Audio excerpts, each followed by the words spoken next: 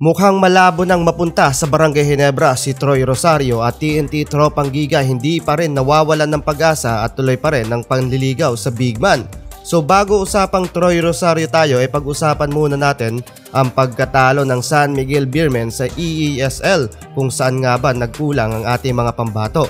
Though nagpakita ng magandang laban ng SMB kontra sa KT Sonic Boom hindi ito naging sapat para madomina nila ang KBL team na kabilang sa Pocket Tournament. Naging katawa-tawa tuloy ang powerhouse team sa nangyari. Well, may nakapansin din na hindi nga daw nag-all out itong SMB sa Pocket Tournament dahil patuloy pa rin ang campaign nila sa ongoing conference ng PBA.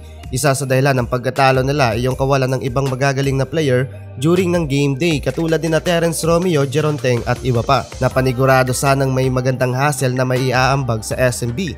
Pero 10 locals, 2 imports lang ang pwedeng makapaglaro. Isa pa sanay na sa rotation ng dalawang import ang KBL teams with height limit of 6 foot 6 inches at para naman sa isang import pwedeng umabot ng 6 foot 11 inches. Maganda sana kung magkaroon ng ganitong rules ang PBA para makapaghakot pa ng viewers at magkaroon din ng pagbabago sa galawan ng ating mga locals. Magdagdag ng bagong team sa liga para hindi problema yung 2 imports per team na mawawalan daw ng trabaho ang mga locals. So eto na nga mga idol, ngayong unrestricted free agent na ang status ni Troy Rosario talagang ayaw sumuko ng TNT Tropang Giga na ma-acquired at muling maibalik ang big man sa kanilang kupunan.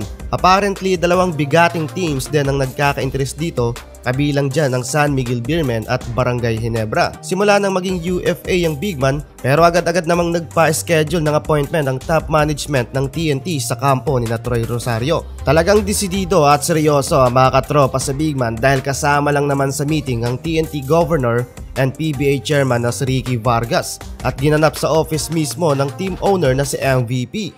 Makakasama din sa meeting ang team manager na si Jojo Lastimosa at si head coach Chot Reyes. Kinumpirma ng source mula sa PBA Ball Club ang pagpupulong, ngunit sinabing magiging exploratory lang ang usapan sa puntong ito. Ibig sabihin para malaman ng TNT ang nanaising maging offer para sa kampo ni Troy Rosario. Pero isa sa malinaw gagawa ng malaking hakbang ang TNT para muling maibalik si Troy sa kupunan. Samantalang sa SMC Group naman magkakaroon din ng negotiation ang dalawang panig sa pagitan ng big man at ni Sports Director Al Francis Chua pag nakabalik nito galing business trip abroad. Malaki mga idol ang kumpiyansa ng Barangay Ginebra na makukuha itong si Troy Rosario. Ayon nga sa malalapit sa kanya mas interesado ang 6'7" big man na sumali sa Ginebra at sinabing paborito niyang kupunan nung bata pa siya.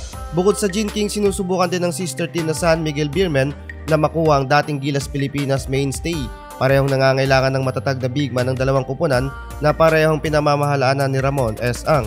Subalit mas nangangailangan ng frontliner ang Ginebra matapos ang injury ni Isaac Mo at ang pag-trade kay Christian Standhardinger.